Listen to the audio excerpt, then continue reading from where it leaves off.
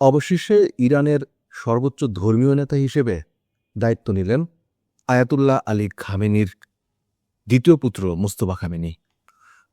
মোস্তফা খামেনির এই সময়ে দায়িত্ব নেওয়াটা আসলে খুবই গুরুত্বপূর্ণ ছিল, কারণ ইরান বর্তমানে যে যুদ্ধরত অবস্থায় আছে, এমন একটি মুহূর্তে যদি একটি দেশের সর্বোচ্চ নেতা বা সুপ্রিম লিডার না থাকে, তাহলে দেশটি যুদ্ধক্ষেত্রে অনেকটা দ্বিধায় পড়ে যাবে, সিদ্ধান্তহীনতায় থাকবে।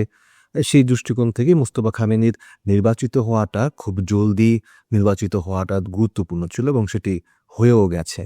কিন্তু প্রশ্ন হচ্ছে, মোস্তফা খামেনি যে নির্বাচিত হলেন, এই নির্বাচনের মাধ্যমে আসলে ইরান কি উপকৃত হলো? ইরানের ভবিষ্যৎ আসলে কোন দিকে যাবে এবং যুক্তরাষ্ট্রের সাথে তাদের বর্তমানে যে যুদ্ধের অবস্থা বিরাজমান, এই ক্ষেত্রে মোস্তফা খামেনি নির্বাচিত হওয়াটা পজিটিভ নাকি নেগেটিভ, এটি নিয়ে একটু আলোচনা আজকে করতে চাই। আপনারা হয়তো জানেন যে Mostafa Khamenei Ayatollah Ali Khamenei অর্থাৎ তার বাবার মতো আলেম ছিলেন না। ধর্মীয়ভাবে যে আলেম হওয়া বা ধর্মীয় বিজ্ঞতার যে বিষয়টি, সেটি মোস্তফা খামেনির মধ্যে নেই। তার নামের সাথেও কিন্তু আয়াতুল্লাহ উপাধিটি নেই। সুতরাং মোস্তফা খামেনি নির্বাচিত হওয়াটা ইরানের অনেক বড় বড় ধর্মীয় নেতার কাছে একটু উদ্বেগের বিষয় হতে পারে। আলী রেজা আরিফি সহ আরও অনেকেই ছিলেন যারা এই দৌড়ে বা সুপ্রিম লিডার হওয়ার দৌড়ে ছিলেন, কিন্তু সেখান থেকে মোস্তফা খামেনির নামটাই সবচেয়ে বেশি আলোচিত হচ্ছিল এবং ধারণা করা হচ্ছিল তিনিই হয়তোবা নির্বাচিত হবেন। কিন্তু যেহেতু তিনি ইরানের স্বীকৃত অত বড় মাপের আলেম নন, সে কারণে যারা অলরেডি আলেম হিসাবে স্বীকৃত এবং এই দৌড়ে ছিলেন, তাদের সাথে মোস্তফা খামেনির একটি দূরত্ব তৈরি হতে পারে। এটি হচ্ছে একটি বিষয়। আরেকটি বিষয় হচ্ছে, মোস্তফা খামেনি আপনারা জানেন আইআরজিসির সাথে খুবই ঘনিষ্ঠ সম্পর্ক ছিল তার বাবার সাথে। বাবার অফিসে তিনি বেশ ভালোভাবেই ইনভলভ ছিলেন, কিন্তু তিনি ছিলেন পর্দার আড়ালে। ফ্রন্ট সাইডে ইরানকে লিড করার মতো আমরা যদি দেখি যে সৌদি আরবে যেমন সৌদির বাদশার অসুস্থতায় মোহাম্মদ বিন সালমান যেভাবে সৌদির পুরো পাওয়ারটা গ্র্যাব করেছিল, মোস্তফা খামেনির ক্ষেত্রে কিন্তু সেটা হয়নি। আয়াতুল্লাহ আলী খামেনি মারা যাওয়ার আগ পর্যন্ত কিন্তু মোস্তফা খামেনির কোনো ধরনের ইনভলভমেন্ট আমরা দেখি নাই।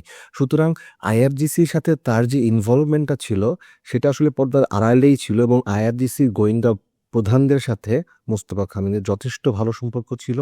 সে কারণে আইআরজিসি কেন্দ্রিক ইরানের যে ক্ষমতা বা ইরানের ক্ষমতার যে ভারসাম্য, সেটি আইআরজিসি কেন্দ্রিক হয়ে গেল কিনা, সেটি নিয়ে অনেকে এখন দ্বিধায় থাকবেন ইরানের মধ্যেই। কেননা আইআরজিসি আপনারা জানেন, ইরানের যে সাধারণ সেনাবাহিনী আছে তার চেয়ে অনেক বেশি পাওয়ারফুল হচ্ছে আইআরজিসি বা বিপ্লবী গার্ড যেটাকে বলা হয়। ইরানের অনেক ব্যবসা বাণিজ্য, ব্যাংক, এমনকি তেল ক্ষেত্রের উপরে আইআরজিসির নিয়ন্ত্রণ আছে।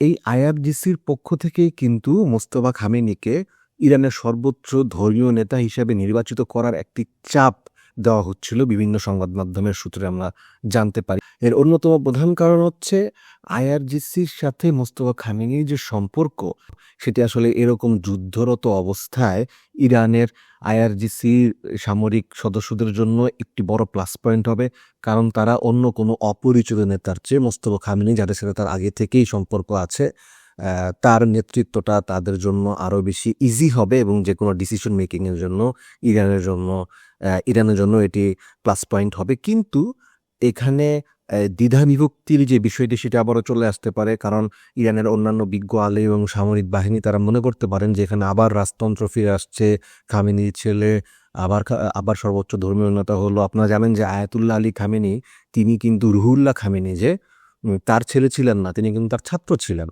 সুতরাং ইরানে সর্বোচ্চ ধর্মীয় নেতার পদটা কিন্তু পারিবারিকভাবে আসলে দেওয়া হয় না। মোস্তফা খামেনি এখানে পারিবারিকভাবে যুক্ত হলেন, সুতরাং অন্যান্য বিজ্ঞ আলেমদের মধ্যে এটি নিয়ে একটি দ্বিধা সেটি তো থাকবে। কিন্তু বর্তমান পরিস্থিতিতে আসলে ইরানকে এক থাকতে হবে। তারা যদি যুক্তরাষ্ট্রকে মোকাবেলা করতে চায়, তাহলে এই বিষয় নিয়ে তাদের আসলে এখনই দ্বিধা বিভক্তি হওয়ার কোনো সুযোগ নাই। এটি নিয়ে আলোচনা সমালোচনা পরে হতে পারে, কিন্তু আপাতত এই পরিস্থিতিতে আসলে ইরানের জন্য মোস্তফা খামেনির নেতৃত্ব মেনে নেওয়াটাই সবচেয়ে সুবিধাজনক হবে। এবার অন্য একটা বিষয় নিয়ে কথা বলি, সেটি হচ্ছে সিআইএ। আপনারা জানেন যে মার্কিন গোয়েন্দা সংস্থা সিআইএ, তারা কিন্তু একটি বড় গেম এখন খেলছে, সেটি হচ্ছে কুর্দি জনগোষ্ঠী যারা যারা ইরাক, ইরান এবং সিরিয়ায় বসবাস করে, তুরস্কেও তাদের বসবাস আছে, এই কুর্দিদেরকে অস্ত্র তুলে দেওয়া হচ্ছে যাতে তারা ইরানে গিয়ে হামলা চালাতে পারে এবং ইরানের সামরিক বাহিনী এবং আইআরজিসিকে তারা ব্যস্ত রাখতে পারে।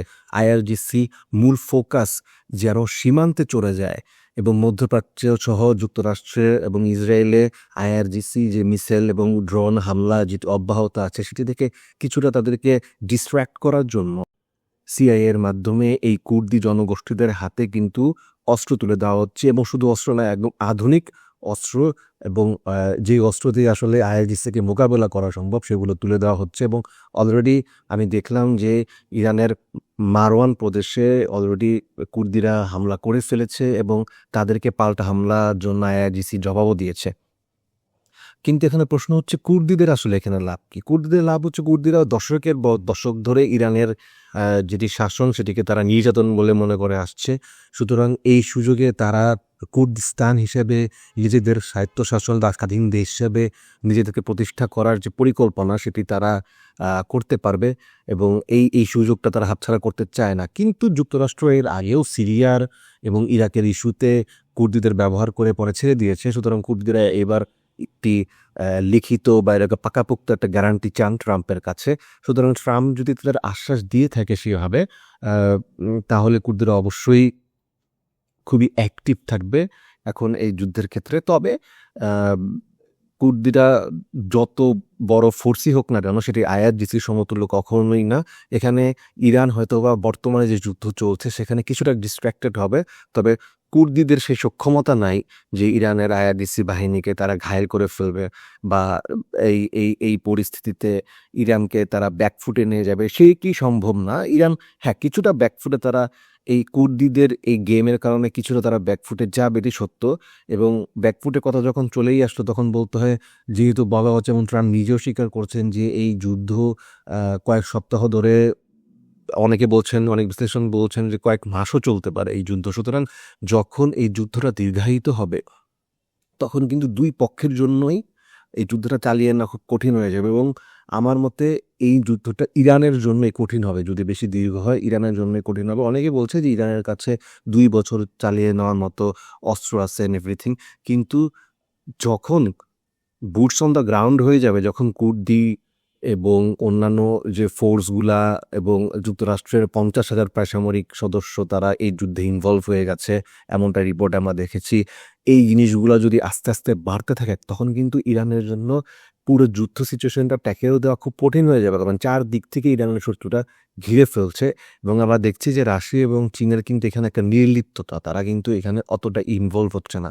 রাশিয়া এবং চীন কেন ইনভলভ হচ্ছে না সেটা যদি আপনারা জানতে চান তাহলে কমেন্ট করতে পারেন, সেটা নিয়ে আমরা আরেকটা ভিডিও করব। তবে আপাতত এই ভিডিওতে আমার লং স্টোরি শর্ট এটাই, সেটা হচ্ছে যুক্তরাষ্ট্রের যে পজিশন আমরা একদম ফার্স্টে দেখেছি যুদ্ধের শুরুতে খুবই স্ট্রং ছিল, এখন ইরান আবার ফাইট ব্যাক করে একটা স্ট্যান্ডার্ড পজিশনে চলে এসেছে এবং তারা বড় বড় হুমকি দিচ্ছে যুক্তরাষ্ট্রকে এবং খুব ভালো পারফর্ম করছে তাদের ব্যাটল ফিল্ডে। কিন্তু এটা যত বেশি দীর্ঘায়িত হবে ইরান কিন্তু তত বেশি ব্যাকফুটে যাবে, কারণ একটা দেশ কিন্তু কখনোই বড় যুদ্ধে থাকতে চায় না, দেশের নাগরিকরা কিন্তু একটা সময় অতিষ্ঠ হয়ে যাবে এবং এটি যখন গৃহযুদ্ধের দিকে যাবে, লম্বা হলে আপনারা জানেন যখন একটা দেশের খুব বড় লম্বা সময় ধরে যুদ্ধ হয় তখন এই দেশের মধ্যেই আসলে গৃহযুদ্ধ শুরু হয়ে যায় এবং সেটা যদি হয় তাহলে কিন্তু ইরানের অখণ্ডতাও আসলে রক্ষা করা কঠিন হয়ে যেতে পারে এবং কুর্দিদের স্বাধীনতা চাওয়ার বিষয়টিও এখানে জড়িত।